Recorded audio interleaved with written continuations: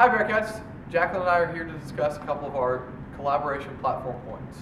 Next year, we want to implement the first annual Main Street Pride Parade, where LGBTQ and other students can showcase their pride and their sense of community. If elected, Jacqueline and I will commit to assembling a cabinet that is truly representative of our diversity profile here on campus. We believe that this will allow the proper input to be put into student government decisions.